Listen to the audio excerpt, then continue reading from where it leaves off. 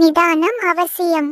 ஒரு பைத்தியக்காரன் மீது கருணை கொண்ட சீடன் அவரை தனது மடலாயத்து குருவிடம் அழைத்து சென்றான்.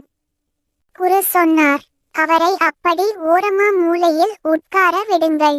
உணவை நீரை அருகில் வையுங்கள், ஆனால் உண்ணும்படி கூற வேண்டாம்.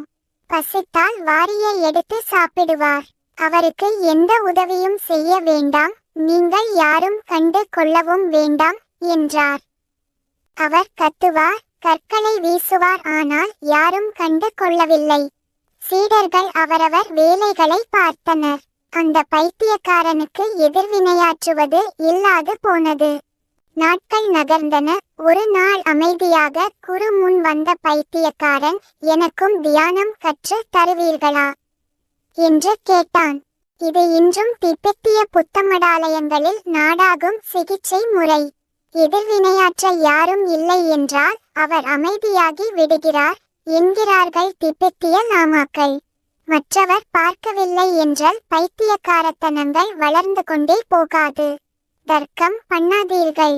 நம்முடைய பேச்சை தர்க்கத்திற்கு தீனி, நம் அமைதியே அதற்கு பட்டினி.